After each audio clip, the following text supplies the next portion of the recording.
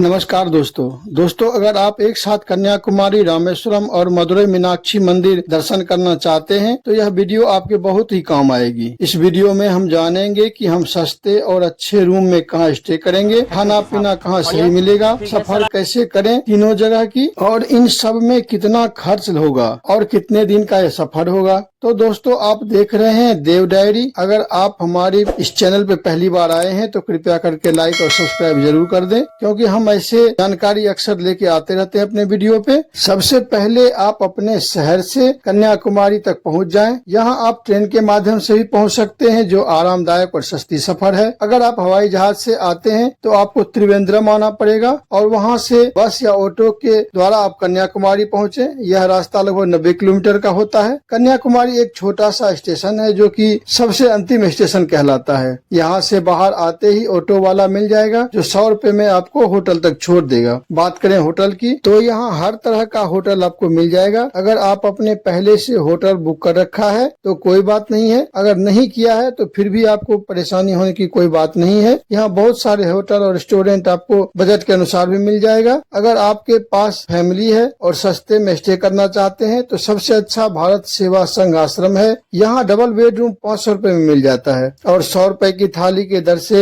वहीं पे आपको खाना भी प्रोवाइड हो जाएगा, जो कि वहाँ के स्वामी जी द्वारा व्यवस्था किया जाता है। अगर आपका बजट ठीक ठाक है तो समुद्र के पास ही बड़े बड़े होटल मिल जाएंगे, एसी और एसी दोनों ही मिल जाएंगे। रूम में आप फ्रेश होकर निकल पड़िए विवेकानंद मेमोरियल जाने के लिए। यहाँ जाने के लिए फेरी का चार्ज एक का 90 रुपए होता है, जिसमें कि आना और जाना दोनों शामिल है। रॉक मेमोरियल जाने के बाद 40 रुपए का टिकट फिर से कटवाना पड़ेगा ऊपर घूमने और देखने के लिए। टिकट कटवाकर आप ऊपर विवेकानंद मेमोरियल के अंदर भी जा सकते हैं, देख सकते हैं, जो कि एक चट्टान के ऊपर बना हुआ है। इसके बगल में आप श्रीपाद मंडपम भी यहाँ जा सकते हैं, जहाँ माता के पैर की पूजा होती है। यहाँ भी दर्शन करिए और बगल में ही है एक समय सूचक, जहाँ सूर्य की रोशनी से समय का पता चलता है, जिसके लिए सामने एक स्तंभ पर तीर का निशान बना हुआ है, जिससे धूप की छाया पड़ने पर समय का पता चलता है। यहाँ पर कितनी भी गर्मी हो मौसम ठंडा ही रहता है, समुद्र से चलने वाली ठंडी हवा के कारण। यहाँ एक दिशा सूचक भी है, जिससे दिशा का पता चलता है। इसके बाद हम चलेंगे तिरुवल्लुवर स्टेचू की तरफ, जहाँ जाने के लिए ग्लास ब्रिज से होकर जाना पड़ता है। इस ब्रिज से नीचे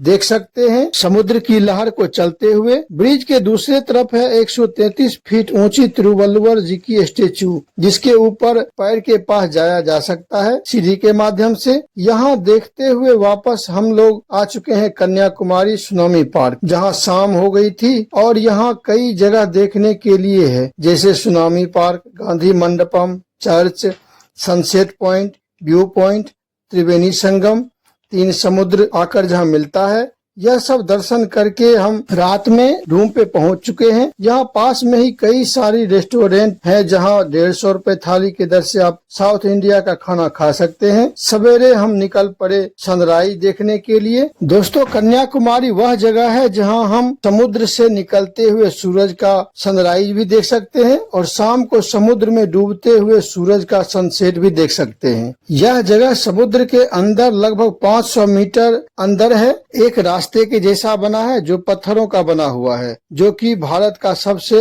अंतिम भूमि कहलाता है। इसके बाद समुद्र ही समुद्र है। यहाँ दर्शन करके हम लोग त्रिवेणी घाट नहाने के लिए चल पड़े हैं, जहाँ अरब सागर, प्रशांत महासागर और बंगाल की खाड़ी का संगम होता है। यहाँ स्नान करके माता कन्याकुमारी के मंदिर में दर्शन किए और रास्ते में एक हैंडमेड बाजार भी है, जहाँ से कि आप अपनी इच्छा अनुसार सामान खरीद सकते हैं। हमने भी यहाँ पे कुछ सामान खरीदा था। यहाँ पे शंख, सीप सस्ते दाम पे मिल जाते हैं। आप चाहे तो यहाँ के बाद आप लाइट हाउस के ऊपर भी जा सकते हैं, जहाँ का टिकट 10 रुपए लगेगा प्रति व्यक्ति का। यहाँ से पूरा कन्याकुमारी का नजारा दिखता है। यह सब देखते हुए आप फिर से वापस लिफ्ट के द्वारा नीचे आ जाइए। दोस्तों अगर आप चाहें तो यहाँ से ऑटो करके कुछ जगहों को और भी देख सकते हैं, जो कि थोड़ी दूरी पे है, जैसे कि बतई कोटई किला, सुचिंद्रम मंदिर, पद्मनाभपुरम पैलेस, हैंगिंग ब्रिज इत्यादि।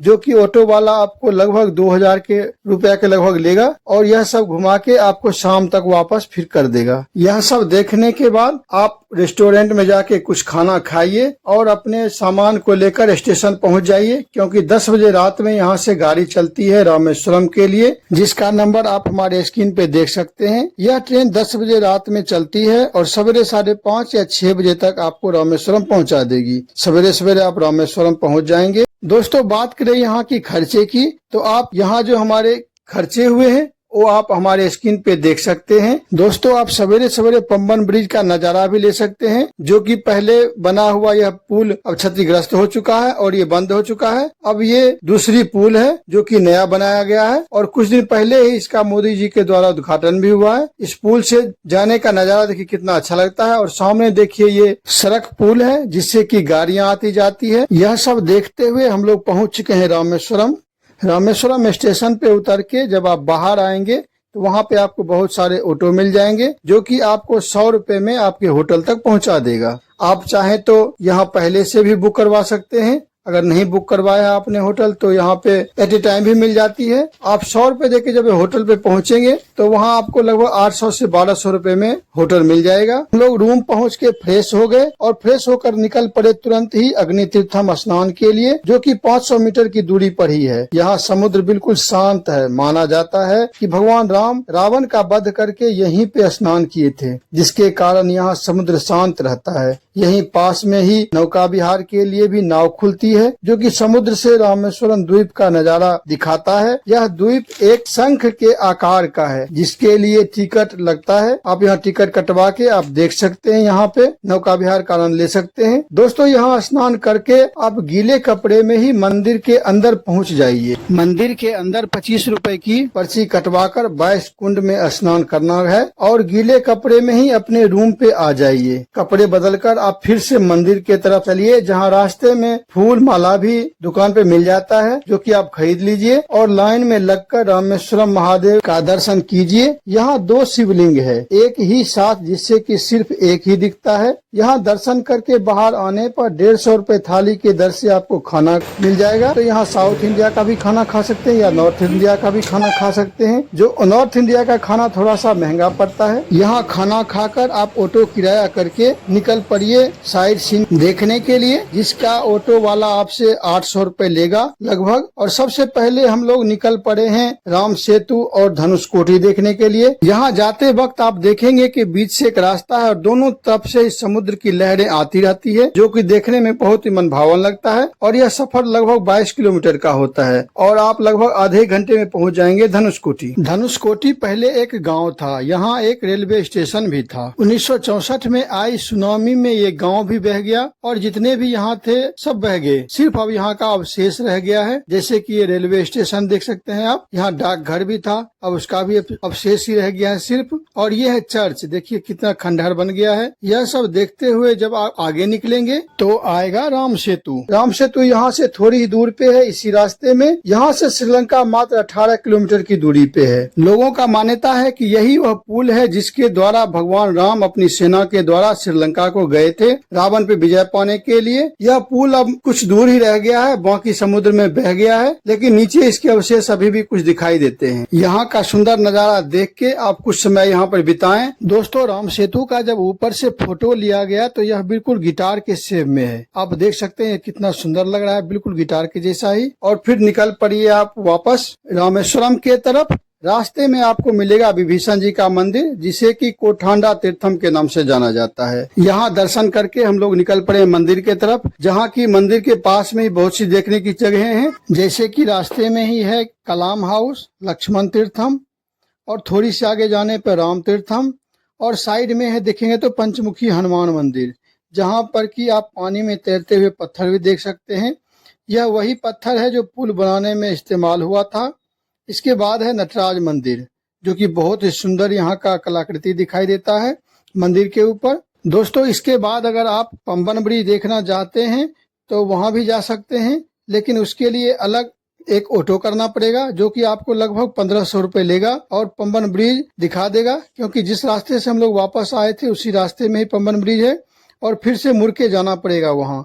और रास्ते में ही APJ अब्दुल कलाम जी का मेमोरियल भी देख सकते हैं आप। यहाँ जाने के लिए आपको लगभग 2 से 3 घंटे का टाइम लगेगा। अगर आपके पास समय है तो यहाँ भी जरूर जाएं आप। दोस्तों इसके बाद आप 11:30 बजे जो गाड़ी चलती है, पहली जनरल है जिसमें कि सारा डब्बा रामेश्वरम से मदुरई छोड़ देगा। 11:30 बजे यहाँ से खुलती है और लगभग 2:30 बजे आपको मदुरई स्टेशन पहुँचा देगा। इसके बाद और भी कई ट्रेनें हैं जो कि मदुरई जाती हैं, आप चाहें तो उससे भी आप जा सकते हैं। बात करें यहाँ के कुल खर्चे की तो आप हमारे स्क्रीन पे देख सकते हैं। हमें जितने भी खर्चे हुए हमने यहाँ पे आपको स्क्रीन पे दिखा दिया है। तो दोस्तों फिर से एक बार हम लोग पंबन ब्रिज को देखते हुए निकल पड़े हैं मदुरई के लिए। इस तरह से पहुँच चुके हैं मदुरई 2:30 बजे के लगभग। स्टेशन से बाहर आते ही हमने ऑटो लिया 100 रुपए में, जो कि मुझे होटल तक पहुंचा दिया। होटल हमने पहले से बुक नहीं कर रखा था, लेकिन जब होटल के पास पहुंचे तो वहाँ पे बहुत सारी होटलें मिल गई, जो कि मुझे 800 से 900 के लगभग में मिल गया था। अपने रूम में सामान रखा और फ्रेश होकर हम लोग बाहर निकल गए खाना खाने के लिए। यहाँ पास में ही बहुत सारे रेस्टोरेंट हैं जहाँ पर कि आपको कई तरह के खाने मिल जाएंगे, जैसे उत्तर भारत का खाना, दक्षिण भारत का खाना।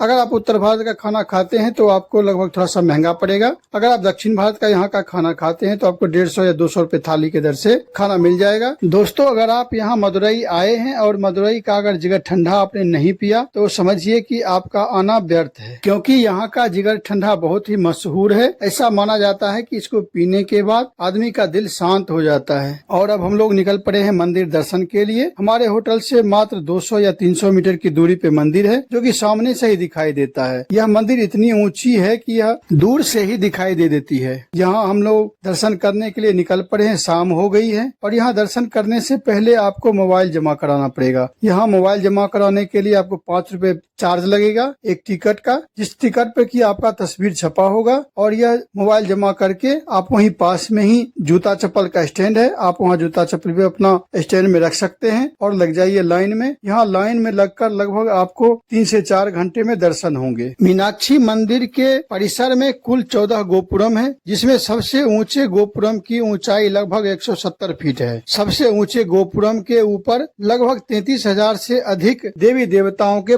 तस्वीरें बनी हुई है, जिस कारण से कि इसे दुनिया का 8वां अजूबा माना जाता है, क्योंकि यह एक आश्चर्यजनक बात है। यहाँ माता पार्वती का एक तोते के साथ प्रतिमा बना हुआ है, जिसकी पूजा होती है। यहाँ पर शिवरात्रि का मेला बहुत ही धूमधाम से मनाया जाता है, जिसे देखने के लिए बहुत दूर दूर से लोग आते हैं। माना जाता है कि शिव और पार्वती जी का विवाह यहीं पर संपन्न हुआ था, जिसमें दुनिया भर से देवी देवता, नर किन्नर आदि यहाँ एकत्रित हुए थे। मंदिर परिसर के बीच में एक 165 फीट लंबा और 120 फीट चौड़ा सरोवर भी है। यहाँ एक सहस्त्र मंडप भी है, जिसमें 1000 स्तंभ है, जिस पर द्रविड़ शैली में नक्काशी और मूर्ति बनाई गई है। इस मंदिर में भगवान शंकर के नटराज की प्रतिमा का दायां पैर उठा हुआ है, जो कि अक्सर हर जगह बाएं पैर ऊपर किए प्रतिमा देखने को मिलता है। यहाँ दर्शन करके रात हो गई थी। खाना पीना खाकर हम लोग अपने रूम पर आ गए और सवेरे निकल पड़े साइट सीन देखने के लिए। ऑटो वाला हमसे 500 रुपए लिया। हम लोग सबसे पहले पहुँचे थिरुमलाई नाइक पैलेस। 17वीं शताब्दी में बना हुआ यह थिरुमलाई राजा के द्वारा बनाया गया था। यहाँ पर बहुत पुराने मिट्टी के बर्तन को शीशे में बंद करके रखा गया है दर्शकों को देखने के लिए। इसके आगे है गांधी स्मारक संग्रहालय, जहाँ उनकी खून से सनी हुई धोती रखी हुई है महात्मा गांधी के। इसके आगे कुंडल अजगर मंदिर है, जो कि यहाँ का सबसे पुराना मंदिर माना जाता है। यहाँ अक्सर शादी होती रहती है, जिसे शुभ माना जाता है। यहीं पर गरुड़ भगवान का एक मंदिर भी है। ये है इस्कॉन मंदिर। यहाँ दर्शन करके निकले तो बंदीयूर मरी अम्मन तेपा कुलम मंदिर पहुँच गए, जो कि पानी के बीच में बना हुआ सबसे बड़ा मंदिर माना जाता है पूरा दुनिया का। इस मंदिर में सिर्फ पुजारी ही नाव के द्वारा पूजा करने जाते हैं। यह है सेंट मेरी चर्च, यहाँ भी हम लोग देखने के लिए गए। इसके अलावा भी दोस्तों बहुत सारी यहाँ घूमने की जगह हैं, जो कि यहाँ से थोड़ी दूर दूर पे है, जिसके लिए कि आपको ऑटो वाला 1500 रुपए किराया लेगा और आपको लगभग 3 से 4 घंटे में घुमा के फिर से अपने रूम पे अला देगा। जिसमें कि आप देख सकते हैं समनार मलाई मंदिर, मुरुगन मंदिर, अलगर कोविल मंदिर।